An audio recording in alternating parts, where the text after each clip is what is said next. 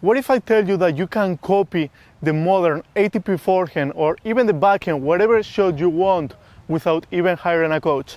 Well guys, today what we're going to do is we're going to explain to you the things that every single professional ATP player has in common on the forehand side, okay? And make sure you stay until the end of the video because we have something that I think you're going to absolutely love.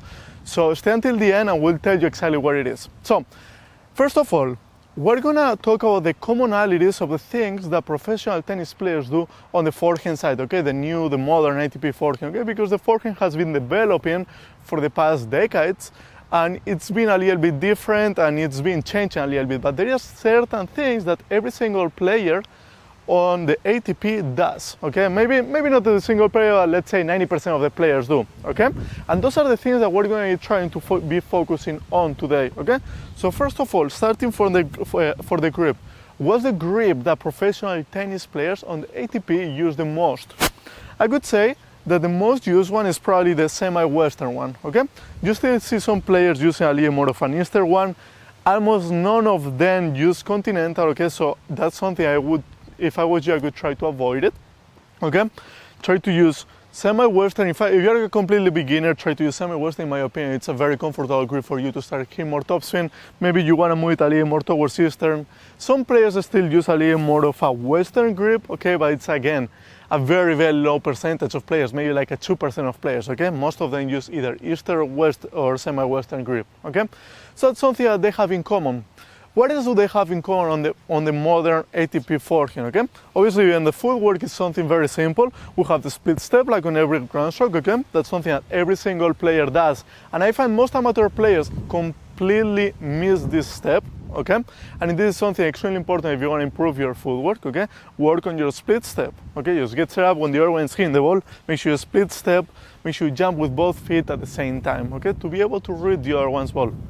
Now, what else do they have in common? They have in common, first of all, the unit turn. How do they turn? They turn with the head of the racket up, okay?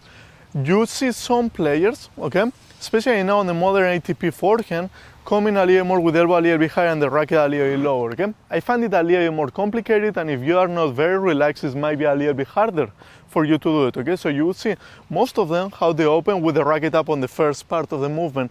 Then they might drop it, maybe like Federer, take it a little farther back to something different. But you see, like, I could say 90% of them, they open with the head of the racket up here. And you see how also the face of the racket here turns instantly, and that's what we call closing the face of the racket, okay? That's gonna help you out, be able to get way more topspin way easily. Okay, so as we see, they have the unit turn using the left hand on the racket here to push the racket back and fully turn the shoulders. Okay, so that's another commonality that they have. Now, what else do they do?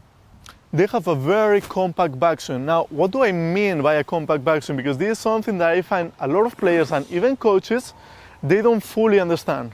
By a compact backswing, we mean that they keep the racket on the same side of the body, okay? So we gotta pretend that the body makes kind of like a line in here. If we're in closed stance or if we're in open stance, my shoulders could be creating a line here.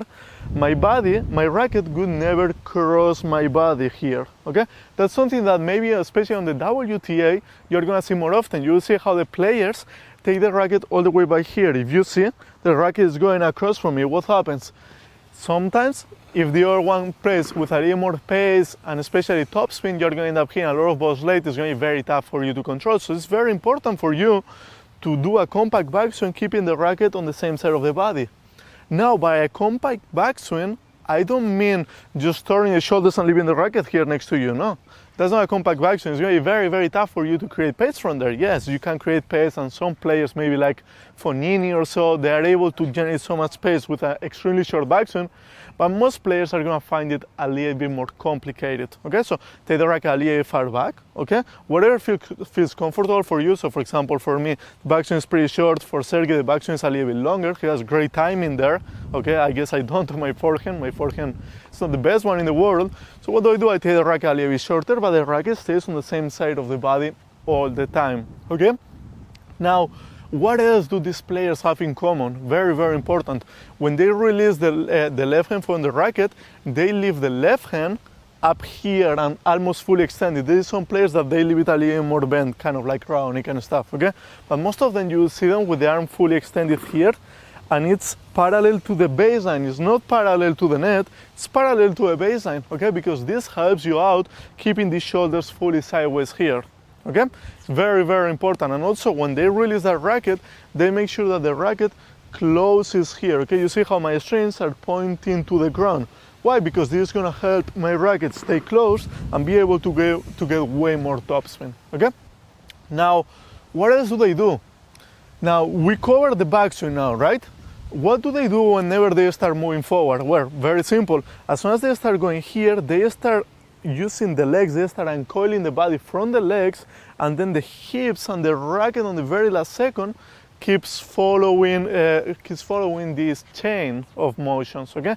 Very important. This is where you're gonna be able to see if your wrist is relaxed or is not relaxed, okay? So if you find yourself going with a racket like this, with the wrist completely locked, your racket is gonna be here, right?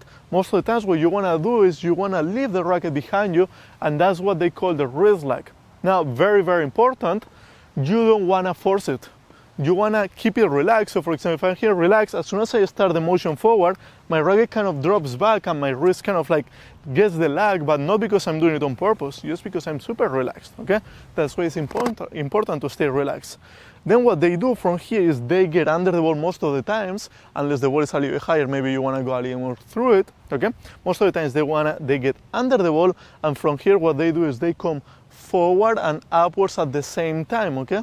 And as I go forward and up, what I'm doing is I'm turning the racket progressively, okay? You don't wanna do this. One of the main mistakes I see is they use this thing called the windshield wiper. I never had that in my life before when I've been coached. They do this thing that they go like this. No, that's not what we're talking about, guys. We're talking about going forward and up and turning the racket as your arm goes forward and up, okay? Getting a full extension of the arm. Now, some players, same thing. As they hit, the elbow is a little more bent, a little more extended, but those are things that they are different from players. What we want to focus on is the commonalities, because these are the things that are going to be easy for you to implement, okay? And then the last thing what they do is when they finish with the racket up, okay? Especially the elbow up here most of the times, okay? And then the racket kind of drops most of the times, especially for topspin balls. If the ball goes a little higher, maybe you finish a little bit higher, okay? But the arm finishes considerably high, maybe like around shoulder height or so, okay? Why? Because this makes sure that the arm came upwards all the way through, okay? So now these are the commonalities. Obviously there are so many things that certain players do and other players don't, but those are not the things that are easy for you to, that you should be trying to implement, because there are so many different things and could be very, very complicated. Now, I told you at the beginning of the video that I had something for you, right? We created this special course just for you. We call it Players Checklist, where we go on every single stroke and we do this exact process, but a little more developed. And on each section, let's say you go to a forehand section, you are gonna get the full explanation of the drill, of the stroke. You're gonna have a whole checklist that you're gonna be able to implement by yourself, okay? So you're gonna be able to be your own coach. You're not gonna need to hire any other coaches for technique again, because the only thing you're gonna need is a phone or a camera or something to record yourself. Go through a checklist that we're gonna do. We're gonna give you some PDFs where you're gonna be like, okay, I'm doing this, I'm doing that, I'm doing that. And we're gonna guide you through the process of exactly how to analyze yourself and how to improve your strokes. And this is something that you can even do from home right now. You don't even need to get into a course. So this is something that if you're stuck at home, you wanna improve your game, guys, this is an amazing program for you, okay? And we're gonna have it at a 50% discount right now just because we wanna help you out, okay? 1 week from now is gonna be a full price, so if you come 1 week later, I'm sorry guys, it's gonna be full price. But if you are here right now, take advantage of it. It's the first link on the description and also the first comment below, okay? Go get it, it's gonna help you out so much. Plus, if you get it right now, we're giving you so many bonuses, okay? Like most common mistakes that we find people doing, drills of how to improve them, and a few myths that we think they're gonna help you out.